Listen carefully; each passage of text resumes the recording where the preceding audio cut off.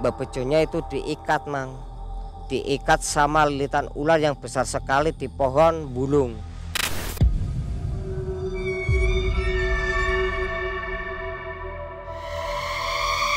Sejenis ada merah gini mang, semerah gini, dia nyala ces, tapi itu nggak berhenti mang, langsung di sana itu timbul lagi mang, des, panas bati mang. Kesot mau lari mang, saya pegang, jangan lari Sot, itu ntar kita dimakan ndak, kita mati urip, Allah yang menentukan. Ndak benda seperti itu, nggak makhluk seperti itu.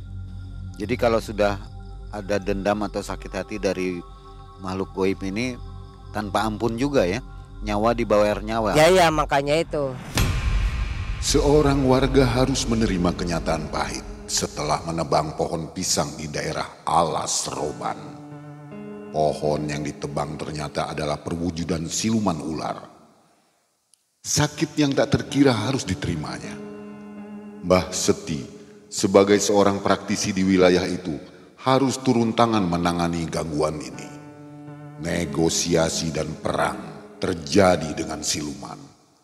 Sungguh ini membuat Mbah Seti kewalahan menghadapinya.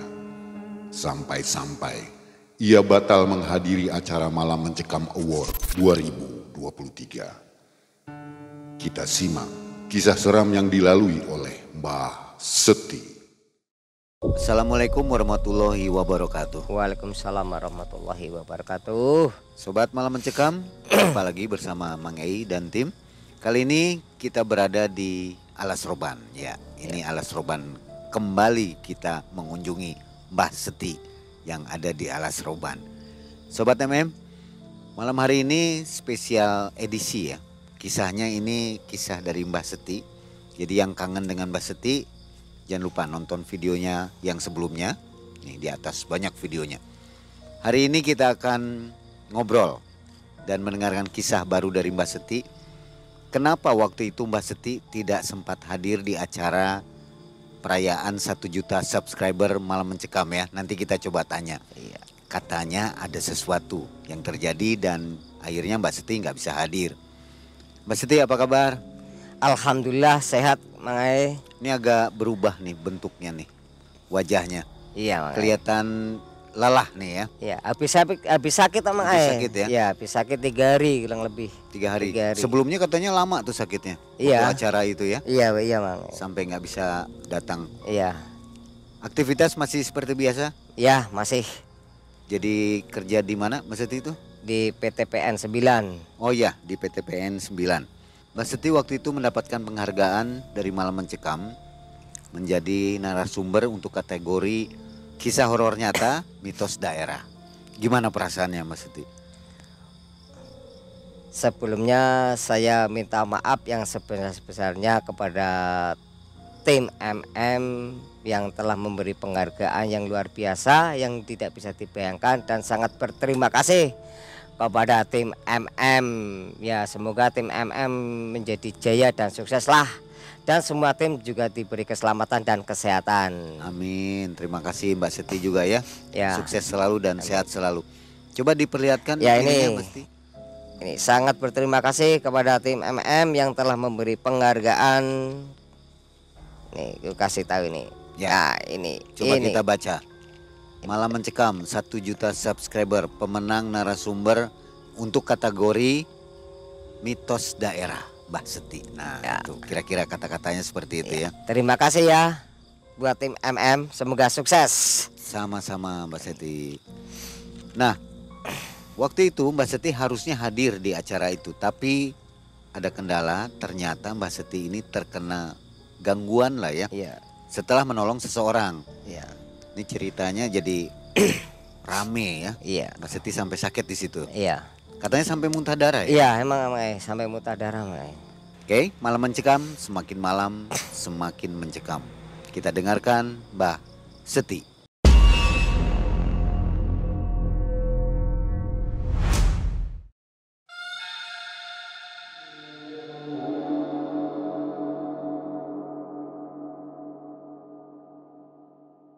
Sebenarnya dari hati kecil aku tuh sudah ada minat Mang Ai untuk ke sana. Tapi Allah mengendak lain. Padahal aku sudah memboking mobil untuk menghadiri undangan ulang tahun MM yang ketiga. Sekaligus 1 juta Sekaligus subscriber. 1 juta subscriber itu. Padahal aku sudah memboking orang itu kan dikasih kabar kan seminggu yang lalu kan Mang teman aku yang namanya Mang Aris lah, Bang Aris itu dia bilang gini, Bang Aris, ini aku dapat undangan nih dari tim MM ke Cirebon, gimana bisa enggak? Hari apa Mbak Seti? Hari Minggu tanggal 29 Oktober. Lah jam berapa kira-kira? Ya kalau bisa disuruh dari tim pagi kira-kira jam 9, gimana Mas Aris? Oh siap, bilangnya gitu. Itu pas teleponnya di HP kayak gitu. Lah Mas Arisnya bilang kalau bisa Mbak Seti kesini aja. Lah maksudnya ya untuk membicarakan transaksi uangnya itu kan, masalahnya kan itu kan pakai mobil rental kan kayak gitu. Oh ya saya ke situ, hitung itu tuh berapa hari, kalau berapa harinya kan aku kan nggak tahu, yang penting arahnya ke Cirebon kayak gitu. Sehabis kita transaksi biaya, oh siap itu kan, siap. Habis itu aku pulang. Sebelum itu tapi saya sebelum pulang tapi saya bilang sama Kesot asisten saya, sebelum pulang saya bilang sama Kesot, Sot ntar ke rumah ada pasien, saya bilang gitu. Lah Kesot siap Mbah. Jam berapa Mbah? Ya kira-kira jam 3 lah gini.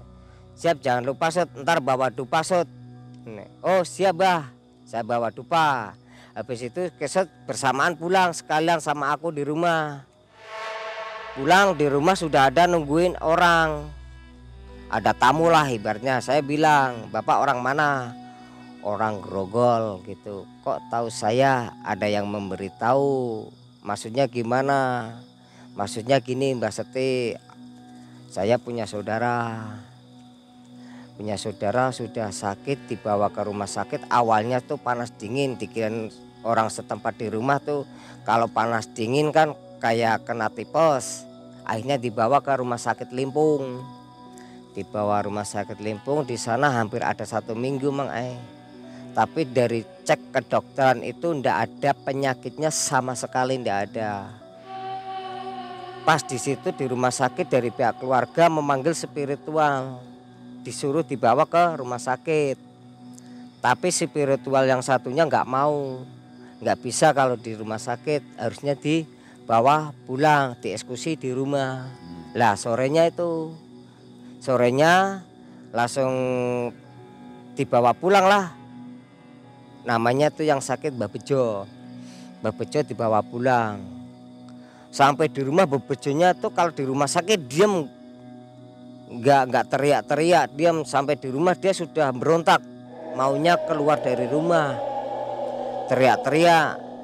Kan spiritual sama Mbak Bejonya kan duluan, Mbak Bejonya spiritualnya kan mungkin pulang dulu dari rumah sakit, kan disuruh pulang dulu. Habis itu ke sana, habis menandarkan sepeda motor mau masuk, yang spiritual yang pertama itu, yang satu itu dia sudah datang seekor ular katanya. Bilangnya sama orang setempat, sama orang keluarga, itu kok di rumah ada banyak ular yang besar sekali. Saya agak takut, tapi ketakutannya dia tuh dilanjut, intinya untuk menolong Mbah Bejo. Terabas aja sampai di dalam Mbah Bejo memberontak, teriak-teriak terus gitu. Mbah Bejo ini warga Alas Roban juga. Airnya sampai ada 3 jam atau 4 jam itu lebih, sampai keringat dinginnya keluar semua. Itu yang pertama. Dia awalnya yang pertama tuh langsung nggak ada terjadi apa-apa, dia langsung mengurungkan diri, pamit sama-sama keluarga. Intinya dia nggak sanggup untuk menyembuhkan Mbah Bejo, dia pulang. Lah esoknya lagi datang lagi satu lagi, sama seperti yang tadi yang pertama itu. Dia menghabiskan sepeda motor mau masuk, ada yang mau nerekam, sudah menghadang di depan rumah. Tapi dia niatnya kan intinya untuk menolong Mbah Bejo, tapi itu masih teriak-teriak terus. Itu hampir ada 3 hari. Sehabisnya keluar dari rumah sakit sampai di rumah teriak-teriak terus. Apa yang dirasakan Mbah Bejo? Kata spiritual itu, Mbah Bejo tuh kalau orang Jawanya tuh kayak ketempelan, kayak orang tuh ketemper gitu ya, kesambet Ya. di kebun gitu. Tapi dia nggak tahu kebunnya tuh kebun mana, dia nggak tahu intinya orang Mbah Bejo itu kesehariannya kan di kebun mencari pohon pisang yang dikelupas itu buat kado tembakau itu. Sehabis orang itu langsung bilang dia bersemedi di situ, akhirnya orang itu nggak lama lah, mungkin mau menyentuh badannya Mbah Bejo itu, spiritual yang nomor 2 itu dilempar dari tempat ruangan tengah sampai ke depan, hampir ada 5 meter atau 6 meter itu. Akhirnya dia masuk lagi minta izin sama keluarga, bilang juga saya nggak mampu, ini orang yang menempeli di tubuh Mbah Bejo rajanya jin katanya, sejenis ular, rajanya ular lah, rajanya ular yang jalurnya dari pembebasan tanah di pelabuhan larinya ke perkampungan. Tapi dia nggak tahu, yang penting intinya dari perkampungan, lari ke perkampungan.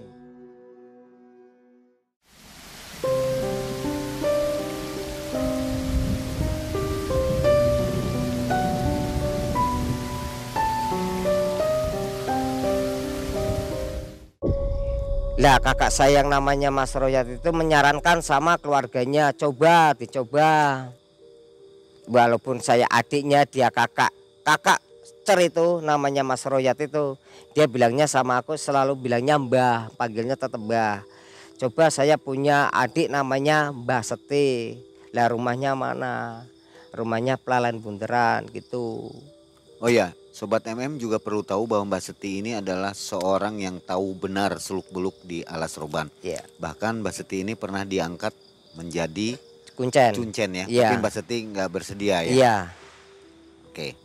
Lah sehabis itu sehabis itu saya, Mas Royatnya itu bilang dicoba dulu. Itu kalau Mbah Seti biasanya tuh profesinya dia masalah hal seperti itu. Ya kalau jam segini Mbah Seti belum pulang, itu kan pagi masalahnya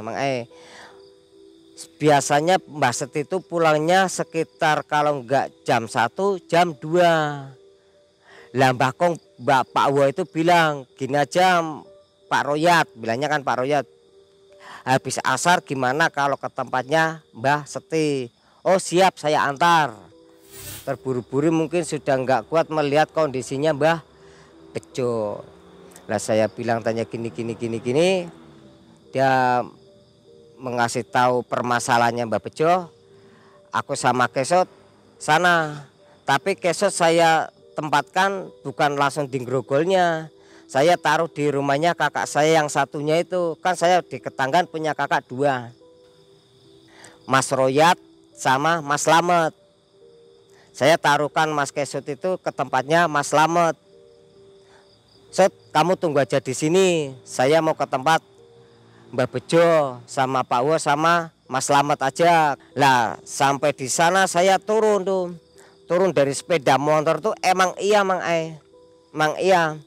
ular tuh besar sekali melingkari rumahnya itu. Melingkari rumahnya sudah gini, sudah mau menerkam itu. Tapi saya niatnya kan ibadahnya untuk menyembuhkan Mbah Bejo.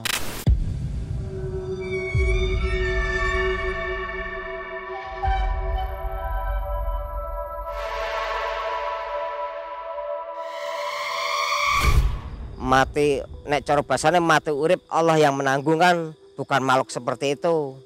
Saya masuk tapi saya nggak langsung tanganin. Mbah Bejonya masih teriak-teriak. Teriaknya itu bukan semakin mengecil tapi semakin membesar. Masalahnya yang satu keluarga itu sholawatan. Mungkin sholawatannya itu gimana kan aku nggak terlalu itu ya, kurang memahami sih sholawatannya yang dibaca itu. Mbah Bejonya itu nggak semakin mengecil tapi semakin membesar. Semakin keras, tapi aku diam aja sambil mendektif. Aku kan kalau mendektif kan nggak langsung ke orangnya, saya sambil duduk, sambil rokokan, sambil ngopi gitu Habis itu aku juga nggak tahan. Saya sebelum itu saya langsung minta bantuan, tetap saya minta bantuan. Masalahnya saya sudah tahu, wah ini luar biasa ini luar biasa. Saya bilang sama Mas Slamet, Mas Slamet saya butuh bantuan ini. Ya emang saya mintanya sama Allah, bantuannya sama Allah, tapi saya akan mempunyai asisten namanya Mas Kesut. Mas Kesut saya telepon, Mas Kesut kesini ke Grogol. Oh siap. Habis itu datanglah Kesut. Tapi saya bilang, so jangan lupa dipetikin daun sirih yang warna merah. Dia mencari dulu di sana, kampung sana. Ada akhirnya, dan saya minta 7 lembar. Saya minta 7 lembar sama minta garam yang kerosok itu. Saya harus dicepeh, saya taruhkan aja. Saya tak diem aja itu. Saya masih di drive itu, saya mencari kejadiannya sebenarnya itu apa yang terjadi kepada Mbah Bejo kok segitunya. Habis itu kan di dekatnya ada Kesut. Nah, saya langsung nggak kuat sama sekali. Saya bilang sama warga yang di situ, sama ibu-ibu, sama bapak-bapak, Bu, Pak, coba berhenti dulu sholawatannya. Saya minta sholawatannya diganti karena bapak sama ibu sudah memanggil aku harus mengikuti peraturan aku yang entar saya bicarakan, yang entar saya ucapkan, harus mengikuti. Oh ya Mbah, gini aja, Mbah Bejo ini bin siapa, difatihani dulu, baru kita zikir Allah, Allah minta pengampunan sama Allah, biar ada peringanan gitu. Saya bilang gitu. Hampir ada 5 menit atau 10 menit tuh, langsung diem aja, langsung berhenti tuh berontaknya sama teriak-teriaknya, masih langsung berhenti. Tapi saya masih diam, ibaratnya mencari seluk-beluk sebenarnya Mbah Bejo itu kena apa. Saya berinteraksi diem. Nggak taunya Mang, Mbah Bejo itu emang benar mencari sebuah kelupas pisang itu Mang. Mencari pohon pisang itu dikelupas buat membungkus tembakau itu. Ya dikirain Mbah Bejo itu benar-benar pohon pisang. Pas kejadian itu dia mencari pohon pisang itu disendang. Mbah Bejonya itu diikat Mang. Diikat sama lilitan ular yang besar sekali di pohon bulung.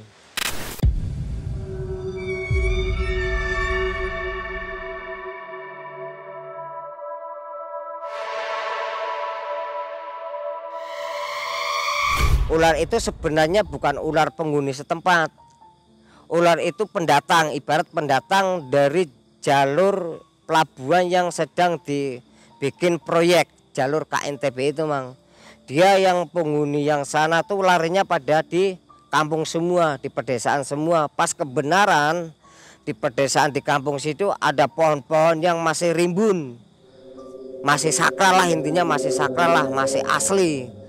Sejenis kayak gitu kan sering, apalagi di tempat sendang gitu kan adem anyes gitu kan, sejenis bangsa seperti itu kan senangnya maunya kan yang dingin-dingin seperti itu.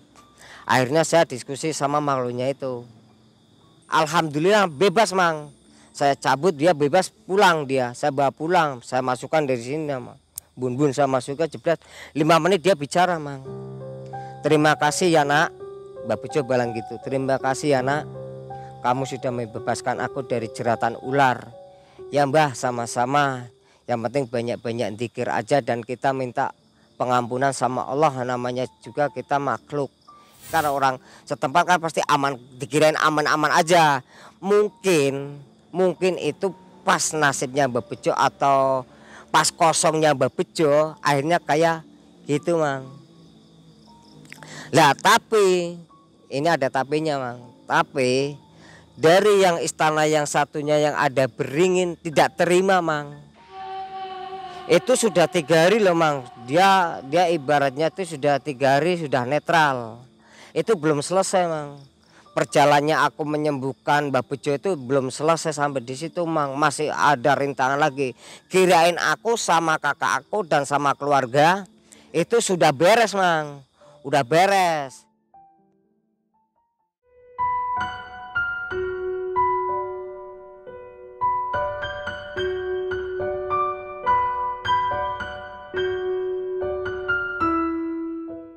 Habis itu malam nih mang, jam sekitar setengah 1 atau sekitar jam 12 aku sama Kesot masih ada acara di makom Mbah Wali Subuh, masih merapat kan, sebentar lagi mau ada diadakan hall kan, kita sebagai tim ibaratnya panitia kumpul di situ. Saya ditelepon dari keluarganya mang, ditelepon dari keluarganya jam setengah 1 malam. Mbak Seti posisi di mana? Di makom Mbah Wali Subuh. Gimana Pak Wo? Kan saya sudah kasih nomor telepon, kalau ada apa-apa telepon aku. Ada apa Pak Wo? Ini Mbak Bejo kok kumat lagi, teriak-teriak lagi, mau keluar lagi. Katanya ada yang nyeret-nyeret, ada yang nyambuk-nyambuk, badannya pada panas semua dan pada bengkak-bengkak semua. Kayak gitu mang. Sot, PR lebih berat nih Sot. Wah berat gimana Mbak Seti? Kumat lagi Mbak Bejo, ini lebih parah lagi. Siap kamu Sot? Siap bah. Berangkat tuh setengah 1 saya Sot. Di pertengahan perjalanan saya nggak lewat jalur KNTB mang, saya jalur tikus nembus biar cepat. Jalur yang Alas Roban yang gini mang, yang randu-randunya itu yang sebelahnya yang besar-besar, dan sama pohon jatinya itu yang besar-besar itu, yang jalannya gini mang. Itu jalannya jalan tanah gini nah. Kan masih ada proyekan perlebaran jalan tuh, masih belum jadi. Dari rumah sampai ke tempatnya itu sekitar ada 10 kilo mang, 10 kilo. Tapi itu masih pertengahan perjalanan. Di situ saya sudah dihalang mang, dihalang seekor ular yang menyeberang dari selatan mau ke utara. Enggak ada habis-habisnya mang, terus tuh berjualan terus. Kepalanya saya nggak tahu, ujungnya saya nggak tahu. Kesot saya lihatnya sininya sudah nggak karuan. Dap. Kenapa Sot? Kamu dikir aja, kalau aku insya Allah aman Sot. Kamunya Sot. Saya suruh dikir Kesot. Kesot dikir, saya langsung sepeda motor saya berhentikan. Kesot saya taruh menduduki sepeda motornya, itu pas jalur gini mang. Saya matikan sepeda motornya, masih nyala terus, nggak mau dimatikan malah sepeda motor. Aneh kan, dikontak masa ngancing nih. Habis itu saya langsung bersilah mang. Di depannya ular tuh mang. Ularnya besar sekali itu. Lah saya zikir aja mang, gini mang. Saya minta sama Allah sebenarnya apa? Untuk menghalang aku, untuk menyembuhkan. Itu utusan. Ibaratnya utusan dari sana, kerajaan sana untuk menghalang aku. Tapi alhamdulillah mang, dalam 10 menit trap. Kesot yang lihat saya juga kayak sejenis ada merah gini mang, semerah gini, dia nyala ces. Tapi itu nggak berhenti mang, langsung di sana tuh timbul lagi mang, des. Panas berarti mang. Kesot mau lari mang, saya pegang, jangan lari Sot. Itu ntar kita dimakan ndak, kita mati urip, Allah yang menentukan. Ndak benda seperti itu, nggak makhluk seperti itu. Pasrah saya sama Kesot, pasrah aja. Pasrah des, kita dikiran, dan akhirnya hilang semua. Habis kita mau ke sepeda mati sendiri, malah aneh kan. Barang sudah hilang semua, mati. Hampir ada setengah jam. Saya ngabari yang di sana, yang dari pihak keluarga, mohon maaf, ini ada halangan di jalan. Aku sama Kesot dihalang sejenis 2 makhluk. Ya nggak apa-apa Mbah, yang penting Mbah selamat, yang penting sampai tujuan, sampai sini selamat. Ya yang penting saya minta difatihani bang, mang. Saya minta nama saya dan sama Kesot, saya minta dari keluarga yang menunggu Mbah Bejo itu, saya minta hadiah Fatihah 7 kali. Habis itu sepeda motor alhamdulillah mang, nyala kembali mang. Emang kan kalau nyala kan gini kan, kontak kan lurus gini, diginikan nggak mau. Padahal itu posisi gini tapi kok bisa mati sendiri. Habis itu mati nih, nggak mau urip. Begitu kita selesai, kenapa kok malah mati? Kita mau nyalain malah nggak bisa. Akhirnya selesai kita menyelesaikan itu, akhirnya nyala kembali. Sampailah saya ke sana, ke rumahnya Mbak Bejo, sudah ditunggu orang banyak. Zikiran itu sudah hilang semua, tinggal di orang setempat tahlilan dan baca surat Yasin. Itu sekitar ada 5 menit kata pihak keluarga Mbak Bejo sudah meninggal. Sudah meninggal, di sini sudah nggak ada. Di situ pun sudah ada dokter, sudah dipasang infus. Infusnya pun sudah nggak berjalan, sudah nggak aktif. Tapi begitu aku datang jebret ke situ, infus jalan lagi, Mang. Badan terasa hangat lagi. Tadinya sudah nggak ada denutnya, sudah dingin. Tapi sini bengkak semua dan rasanya tuh kalau dibilang panas ya. Panas semua, badannya Mbak Bejo tuh panas semua. Orang megang gini aja nggak betah, 2 menit aja nggak betah. Lalu saya bilang sama Kesot, "Not Sot, ada PR buat kamu malam ini." "Apa, Mbah?" "Saya carikan daun dada serep." Tahu nggak daun dada serep? Daun dada serep tuh kalau orang Jawa biasanya buat pembatas. Dari tanah sini ke sini, ini perbatasan tanah saya. Itu kan daun dada serep itu kan nggak mudah mati kan, selalu hidup. Saya minta dicariin sekitar jam 1:30. Kesot mencari dada serep sama kampung setempat, sama orang lingkungan. Akhirnya nemunya bukan di kampung situ, entah kampung mana nggak tahu. Yang penting saya sudah mendapatkan 3 lembar. Habis itu saya tirakati di situ. Padahal itu basah, Mang. Basah itu saya ginikin, saya lembarin tuh basah. Ada 3 titik. Yang satu sini, yang satu sini, yang satunya sini. Saya taruh semua nih, Mang. Jidat, perut sini, pusar ini, dan telapak sini.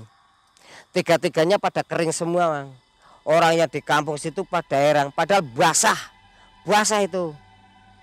Pada kering kayak keripik itu loh. Tapi pas itu keripik saya langsung ambil, Mang. Saya remot.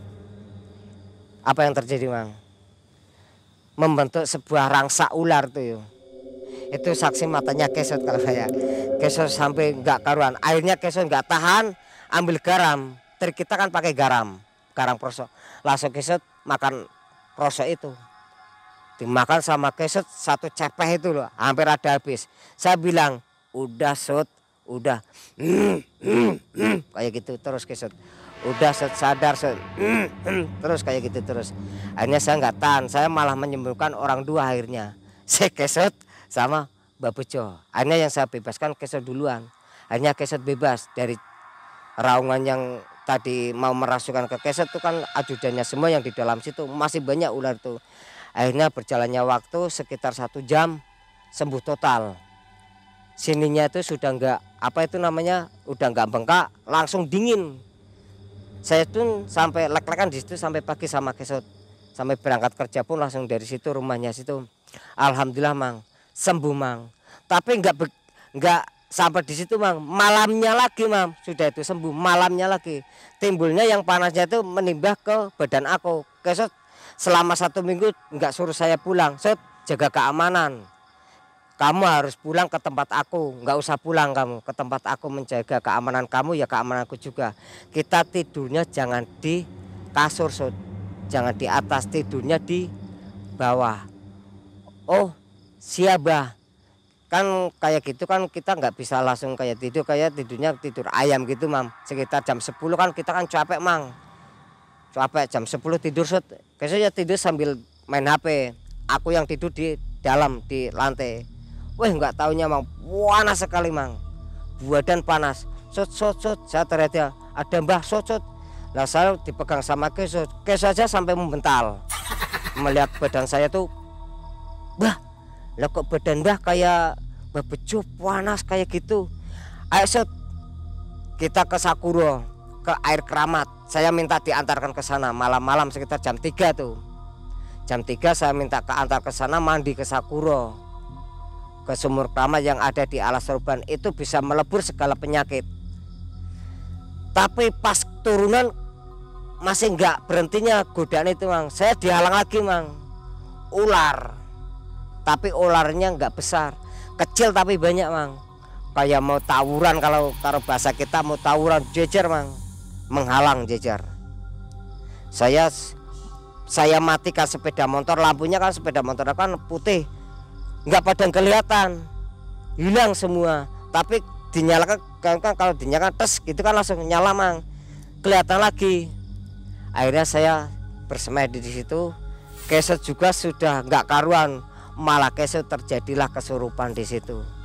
Kesot langsung dimasukin, bilangnya dia bilang apa Mang? Nyawa dibayar nyawa, hilang nyawa dibayar nyawa. Nah saya kan bingung, Mbah Bejonya masih hidup nih Mang, belum meninggal nih, hilang nyawa dibayar nyawa, bilang gitu terus Kesot. Lah saya sadarin, Cet, kamu terasa nggak tadi bilang apa? Nggak tahu Mbah, bilang apa Mbah? Ntar bilang aja saya ceritain di rumah. Ayo kita mandi duluan. Nah begitu mandi ini anak lagi Bang. Habis mandi itu kan airnya kan besar Mang, besar tuh. Habis itu kita mandi ibadah itu dikiran malah kecil kayak sama air kencing kita, besar air kencing kita.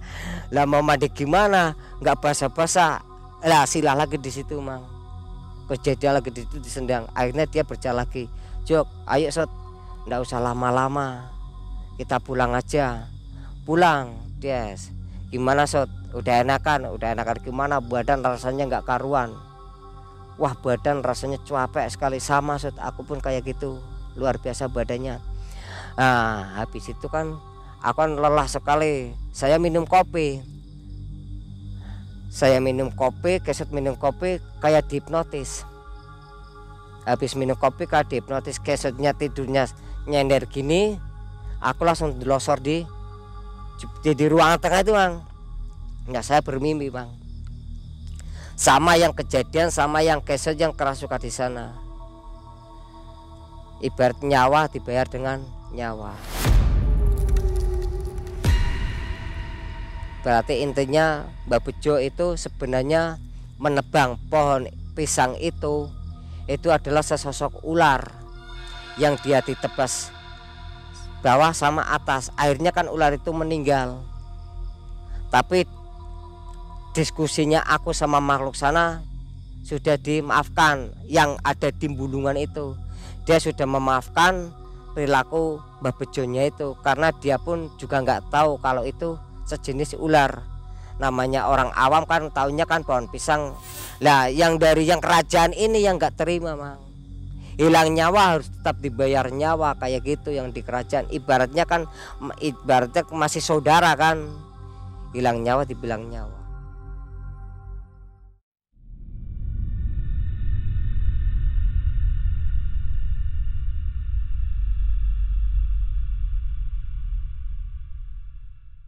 Akhirnya kan saya kan bilang kan berangkat kerja tuh, akhirnya kan sudah selesai kan penyakit saya panas, saya sudah sembuh nih. Saya kan dikasih impan itu, hilang nyawa harus dibayar dengan nyawa kan. Lah akhirnya saya berangkat kerja, gimana pasti sudah sehat bisa berangkat kerja. Kita bilang gitu, bisa Sot, walaupun ntar saya bilang sama Pak Mandornya, Ndor saya agak kesiangan nggak apa-apa kan, ada halangan sedikit. Oh nggak apa-apa Mbak Seti. Mandor pun sama aku bilangnya gitu. Saya berangkat kerja nih sama Kesot, agak kelambat sih, hampir ada 1 jam sampai di sana. Akhirnya saya langsung tuh dari pabrik sama Kesot pulang dulu ke rumah. Sot, ntar meeting. Saya bilang gitu, meeting kemana Mbak Seti? Ke rumahnya kakak aku yang namanya Mas Slamet kayak gitu. Lah mau bahas apa? Bahas yang tadi malam. Oh siap kayak gitu. Kamu pulang duluan Sot. Habis itu aku ntar kamu nusul, saya nusul gitu. Akhirnya yang sampai ke tempatnya kakak saya namanya Mas Slamet itu Kesot duluan. Saya habisnya Kesot saya datang langsung bilang, Mbah Bejo masih hidup atau sudah meninggal Mas Slamet? Saya bilang gitu. Kesot langsung jawab, masih hidup Mbak Seti. Saya tadi dari rumah mau ke tempatnya Mbak Slamet, lewat depan rumahnya Mbah Bejo. Mbah Bejo sehat-sehat aja, masih duduk-duduk sampai bincang-bincang sama tetangga Teparo yang mengabarkan di mana kondisinya. Itu hari itu juga loh bilang kayak gitu. Akhirnya besoknya malam saya dapat kabar Man, innalillahi wa inna ilaihi rajiun. Mbah Bejo akhirnya besoknya meninggal. Sehabis aku bilang Mbah Bejo sudah meninggal atau masih hidup Mas, Kesot yang bilang langsung spontan, masih hidup Mbah. Ya saya bilang alhamdulillah kalau masih hidup. Lah kakak saya bilang, Mas, ada apa Mbak Seti? Nggak apa-apa. Saya tetap belum membuka permasalahan Mbah Bejo, kalau saya sudah diimpeni, kok di rumah Mbah Bejo itu banyak orang ramai sekali. Nggak taunya pelayat kan intinya yang datang.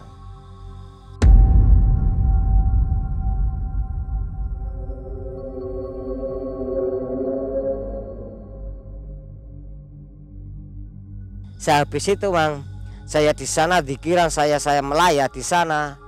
3 harinya emang. 3 harinya saya didatangi langsung sama Mbah Bejo yang memakai bajunya pas dia mencari kelupas pisang itu, pohon pisang itu. Dia minta disempurnain, minta disempurnakan. Karena dia meninggalnya ibaratnya tuh kabangan kalau nggak sempurna.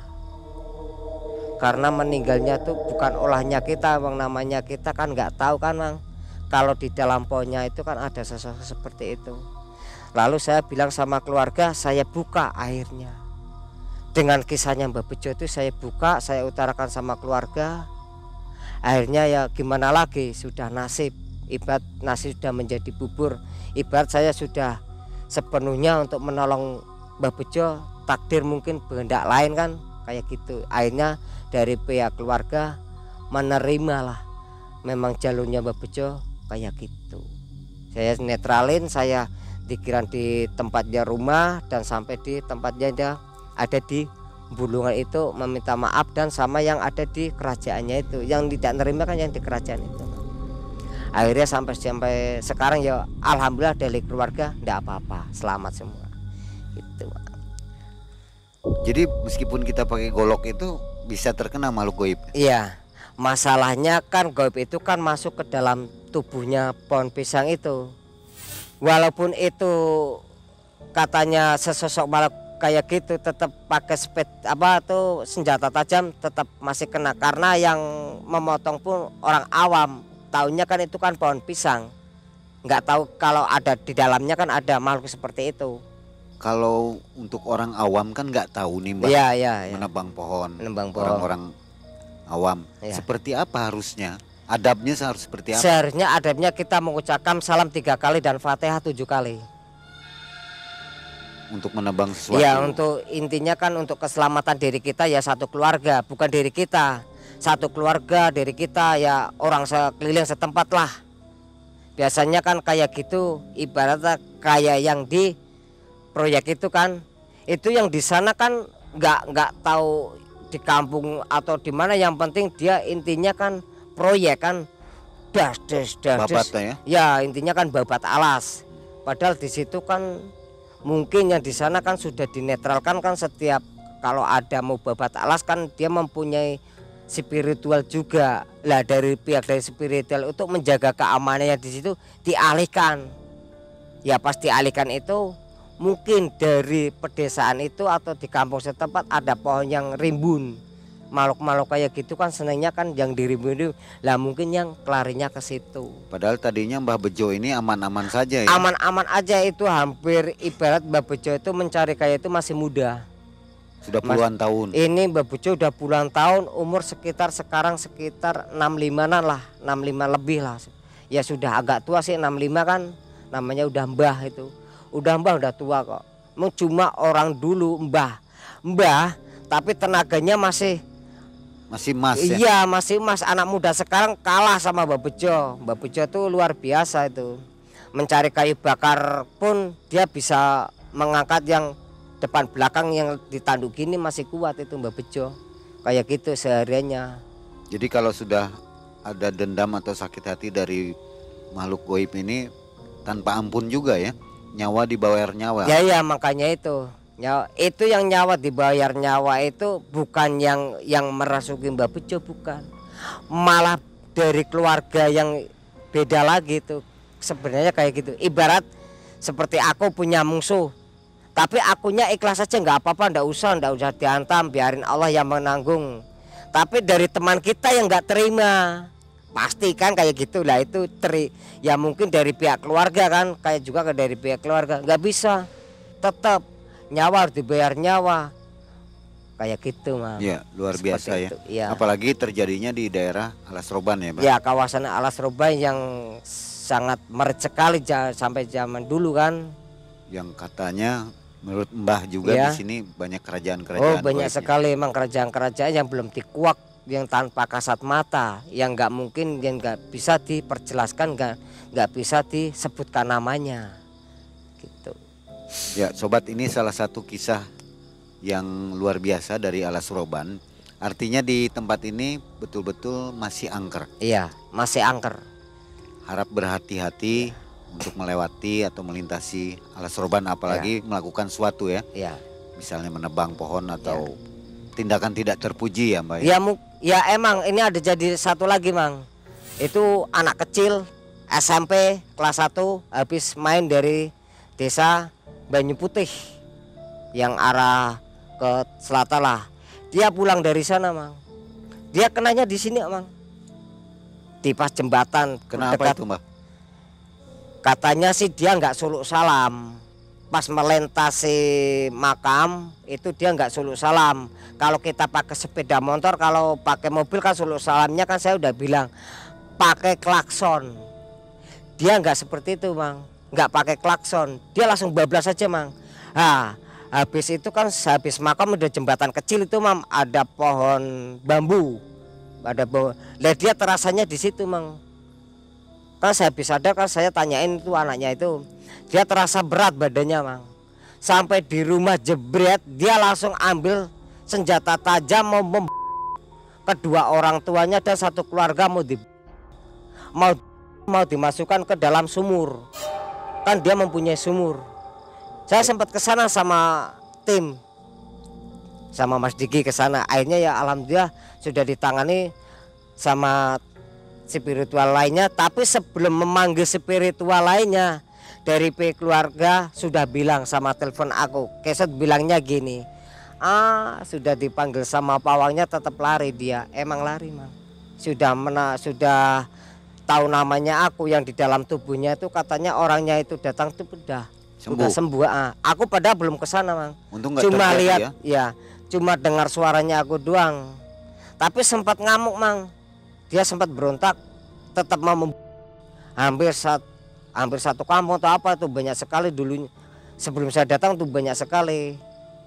Ya alhamdulillah anak itu sadar lah. Dan saya ingetin sama warga setempat yang ada di situ, bila lihat makam itu dan jembatan tak suruh klakson. Itu daerah mana Mbak? Nggak bisa disebutkan ya. Banyu Putih. Bilangnya Banyu Putih lah. Ya, daerah sinilah. Iya, daerah Alas Roban gitu Bang. Tadi di video kita ambil di daerah sini Mbah, ada pohon pisang itu bergerak sendiri itu. Yang lain diam, ini bergerak. Oh, apa itu yang bergerak itu anak kecil yang tadi mau minta golaan itu, yang perempuan itu akhirnya dia bermain-main sendiri di sini Bang. Oh. Loncat-loncat sendiri dan nyanyi-nyanyi sendiri. Yang penting kita jangan menyanyikan lagu anak kecil itu. Tadi sempat ada yang di sini Mas Diki itu apa tuh yang mau minta apa itu ya saya lupa lah. Itu dia langsung, dia malah bisa menimbulkan datang ke sini, dikirain kita mau menemani ngajak bermain gitu. Masalahnya ke emosinya dia yang mau minta golean nggak diterima, akhirnya dia memberontak di sini pohon pisang atau apa yang dikuyang-kuyang gitu. Ya, biasanya sudah menandakan lancar. interaksi yang ganjal di tempat ini lah. Intinya Mulai bermunculan. ya bermunculan, semakin lama semakin Ya, bermunculan. karena ini sudah jam 1:30 Mbak. Nah makanya itu. Dan sobat, kita berada di pinggir jalan raya Alas Roban ya. Jadi memang situasi di sini, suasana di sini itu memang mencekam. Iya. Benar-benar mencekam. Jadi tadi seperti Mbah Seti sampaikan, mohon berhati-hati dan apabila ingin menebang sesuatu Iya. dimanapun ya, Iya. membaca Ya Al-Fatihah. ibaratnya kita suluk salam lah, ibaratnya kalau bahasa assalamualaikum kan bahasanya kayak gitu kan, kita mau masuk ke tempat orang pun kan kayak gitu. Ya. Lah mungkin suatu saat kan ya diberi kesehatan keselamatan lah yang seperti itu. Baik, Mbak Seti, terima kasih menambah kisah baru dan menambah info tentang kawasan dari Alas Roban. Ya sama-sama Mang Ai. Akhirnya Mang Ai dan tim undur diri. Mbak Siti, terima kasih. Ya sama-sama. Ditunggu video yang selanjutnya ya Mbak Siti ya. Amin. Ya diberi kesehatan, yang penting kesehatan dah. Ya, amin. Assalamualaikum warahmatullahi wabarakatuh. Waalaikumsalam warahmatullahi wabarakatuh.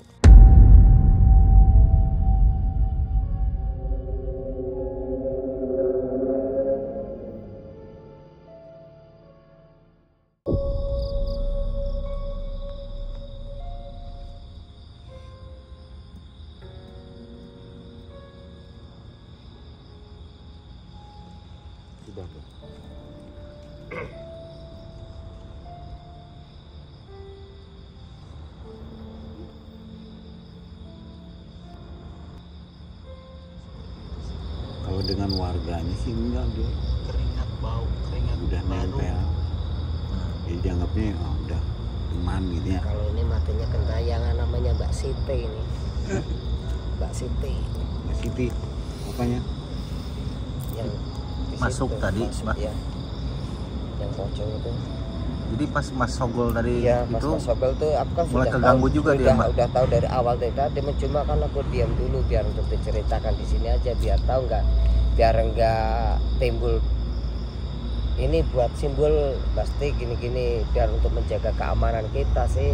Masalahnya kita kan kayak gini kan ke tempat yang belum kita ketahui seluk-beluknya kan Mang Tuh. tuh. Kalau aku ikut dari awal untuk Sherlock mungkin ya bisa dikondisikan yang kayak yang kemarin di pabrik kapur itu istimewa sekali kan, keluar ularnya kan kita datang disambut, pulang juga disambut kan, kisah nyata kan tuh pada lihat semua kan tuh. Nah itu makanya kalau di sini kesambutannya yang luar biasa. Ini sudah nggak nganu, udah aman.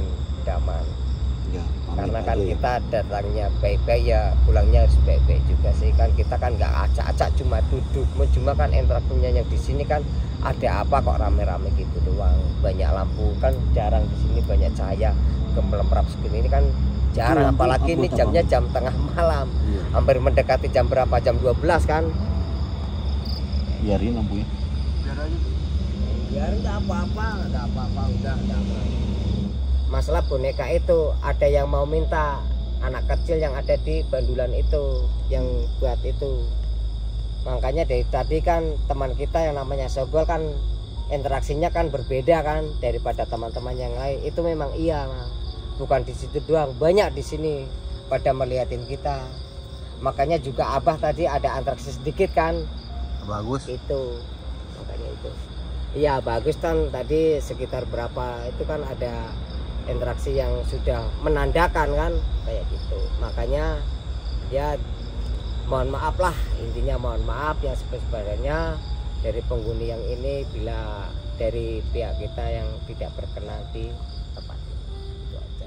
Tadi video yang pertama itu sempat gagal ya, sudah 25 menit. Iya. Jadi sudah direkam tapi ternyata hilang. Nah itu makanya kan saya kan sudah bilang dia mau meminta boneka itu kan, aku kan sudah bilang jangan, ini buat untuk dari tim biar tidak kesadap dari tim yang lainnya. Aku mohon maaf ya nak ya Dek, itu perempuan semua yang mau minta, dia tetap kokoh nggak mau, dia tetap mau minta. Kalau nggak mau dikasihan, dia ingin merusak alat atau tim kita yang akan terjadi apa-apa. Saya tetap kokoh, nggak bisa, tetap boneka itu nggak saya kasihkan. Kalau kamu merusak atau mencelakai dari tim MM atau di luar dari MM, kamu berurusan dengan aku. Saya bilang gitu. Alhamdulillah dengan seizin Allah akhirnya netral sampai segini bisa aman terkendali. Alhamdulillah.